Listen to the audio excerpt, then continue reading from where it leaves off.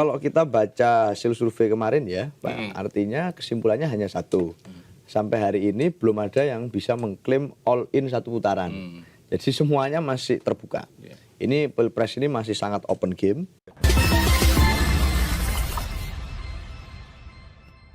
Cawe-cawe bersama saya Iwel Sastra.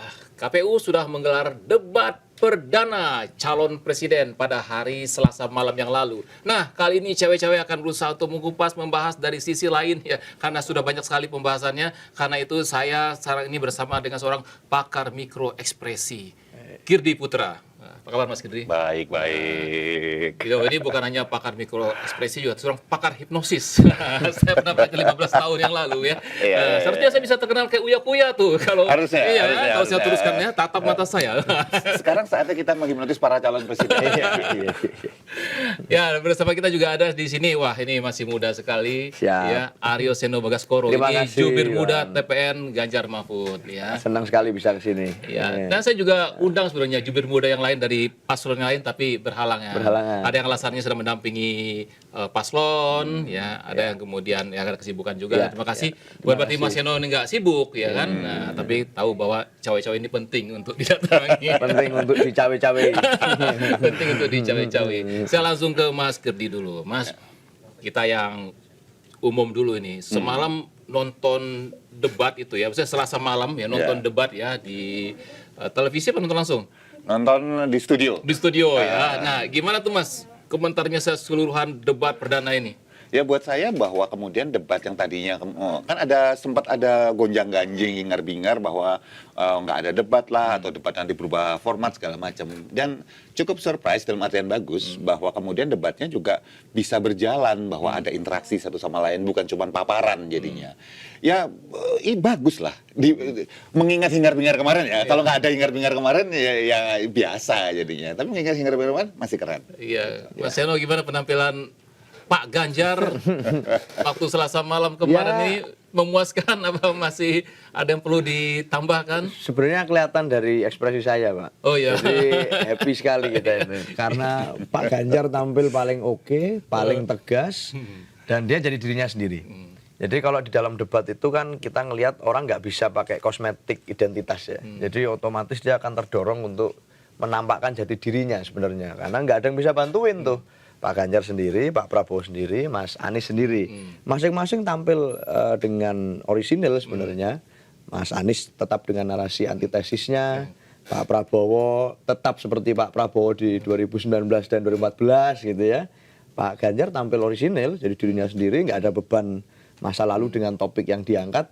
Dan punya komitmen yang tegas dari apa yang program dia sampaikan. Itu keren sekali, kita di malam sangat menikmati itu. Wajar kalau dia bicara Ganjar paling ya, keren karena jubirnya Ganjar. Kalau nggak gitu malah nggak gitu salah. gimana? Jubir yang lain teman-teman nggak ada soalnya. Jadi gitu. Saya tanya Mas Girdi aja, gimana Mas? Setuju nggak? Memang Ganjar paling keren atau gimana penilaian pengamatan seorang pengamat secara objektif nih? Gini, kalau kita bicara objektivitas, kan kata-kata paling bagus, jelek segala macam itu kan sifatnya subjektif. Gitu. Kita perlu kan indikator. Jadi kalau kita lihat bahwa sebetulnya ketika tadi malam itu untuk beberapa hal saya sepakat sama Mas Aryo, yaitu bahwa semua menjadi dirinya karena dalam kondisi tanda petik terdesak nih kan ada interaksi yang juga agak sempat memanas juga, masing-masing akan keluar aslinya gitu. Dan yang memang tanda petik yang misalnya ada yang diselamurke itu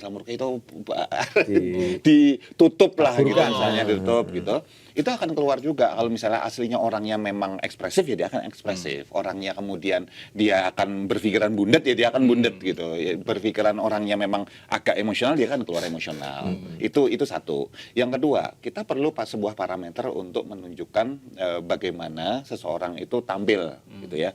Salah satunya dengan apa? Kita bisa gunakan sebagai penanda ekspresi. Nah, Mas Ganjar itu terlihat dalam beberapa kondisi ketika topik-topik terkait dengan demokrasi, integritas, tarikan senyumnya itu kemudian kalau kita perhatiin videonya lengkap ya, nanti kemudian langsung turun, mengencang, itu artinya dia marah, kesal atau marah di bagian situ. bisa jadi memang ada sebuah sejarah sebelumnya dengan misalnya relasi afiliasi dan segala macam sehingga katakanlah demokrasi dan integritas ini membuat beliau agak kenceng gitu. Sementara Pak Prabowo ketika proses diskusi berdebat rata-rata dengan capres pertama itu ekspresinya terkencengnya itu pas bagian yang hubungannya dengan oposisi seperti itu. Dan itu ada sejarah juga kan. Dan itu yang saya surprise, itu buka-bukaan di depan kemarin. Kekuasaan itu bukan sekedar uang dan bisnis. Itu berubah tuh mukanya tuh Pak Prabowo. Nah, sementara Pak Anies kalau kita perhatikan hampir sepanjang waktu gini, perlu kita lihat bahwa kemampuan Pak Anies Baswedan di dalam menguasai panggung sebagai pembicara publik bagus. Sekali lagi saya bicara di sana ya, saya nggak bicara kompetensi orang, saya nggak bicara, saya bicara penguasaan panggung. Tarikan senyumnya paling banyak itu kan Pak Anies Baswedan. Tetapi untuk beberapa kondisi ketika sedang berhadapan-hadapan dengan mantan pengusungnya dulu, gitu, itu kan juga kelihatan tadinya ada tarikan garis di sini, kemudian menghilang pelan-pelan, walaupun ini tetap senyum. Itu artinya bahwa dia sebenarnya terganggu tuh dengan statement tersebut. Memang Gitu. kalau berhadapan dengan mantan tuh emang agak gini Mas. Nah, Mas Aryo Seno, ini satu hari sebelum debat itu diselenggarakan, sebuah media terkemuka itu litbangnya mengeluarkan survei. Yang mengejutkan sekali tuh Pak Ganjar di posisi 3 dengan Pak Mahfud ya. 15% berapa? Iya kan, dan sebelum-sebelumnya juga ada lembaga survei tuh sudah berlomba-lomba juga tuh kayaknya kok Pak Prabowo ini elektabilitasnya meningkat. Jadi di kutak-kutak-atik kan misalnya 1% itu berapa ribu suara itu dari mana dapat dan sumbernya itu. Nah, dengan debat yang diselenggarakan Selasa malam itu bagaimana? Kira-kira lembaga survei akan ini hasil surveinya? Ya gini. Jadi kalau kita baca hasil survei kemarin ya, Pak, artinya kesimpulannya hanya satu. Sampai hari ini belum ada yang bisa mengklaim all in satu putaran. Jadi semuanya masih terbuka. Ini Pilpres ini masih sangat open game, bahkan masa tahapan kampanye baru masuk ke hari ke-14 kalau nggak salah, 2 minggu kurang lebih, dan artinya masih panjang ini. Kalau ibaratnya permainan sepak bola ini masih babak pertama dan menit awal, gitu. Jadi belum half time aja belum. Maka masih banyak kemudian masyarakat yang ragu, pemilih yang akan mempertimbangkan itu bisa saja terjadi. Nah, saya berpikir Pak, di koalisinya Pak Prabowo misalnya itu kan kuat sekali sebenarnya. Partai pengusungnya banyak, kemudian dukungan politiknya juga luar biasa. Dugaan saya harusnya bukan 40% gitu kalau dari optimisme teman-teman kemarin. Bahkan harusnya mungkin 60% gitu. Tapi buktinya hari ini masih di angka tidak sampai angka 40%. Dan undecided voters dari yang disampaikan Balitbang Kompas sangat tinggi, 29% kalau tidak salah. Artinya tidak semua pemilih Pak Jokowi di 2019 itu semuanya otomatis mendukung putranya beliau pada waktu maju. Masih ada banyak pertanyaan yang perlu dijawab perihal siapa calon presiden dan wakil presiden yang paling mampu untuk meneruskan seluruh yang baik dan memperbaiki yang harus disempurnakan. Ini masih jadi pertanyaan. Bagaimana menjawab pertanyaan itu?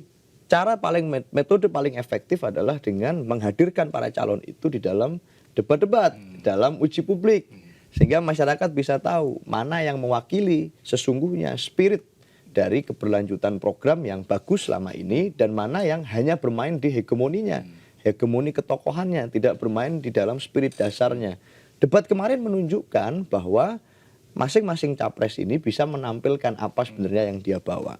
Sekedar hegemonikah, apakah membawa esensi yang lebih dasar, apakah menjadi antitesa, ini menjadi satu pemandangan yang bisa dilihat secara utuh, baik secara performa, secara karakter, secara program, dan kita jadi senang gitu ya. Artinya di undecided voters yang masih tinggi ini masih ada 4 kali lagi debat, pasca debat pertama kemarin. Ini akan jadi kesempatan bagi banyak orang untuk menguji secara sangat objektif. Siapa yang paling oke, siapa yang paling performanya baik, dan siapa yang paling bisa melanjutkan kebaikan yang dulu ada, siapa yang bisa memperbaiki yang kurang baik. Ini akan tampak betul. Jadi kita percaya debat-debat semacam ini memang penting. Dan kalau bisa tidak hanya debat KPU, tapi di kampus-kampus, di tempat-tempat di mana anak muda kumpul, ini lebih banyak undangan-undangan seperti ini bagi para kandidat. Saya rasa itu Pak.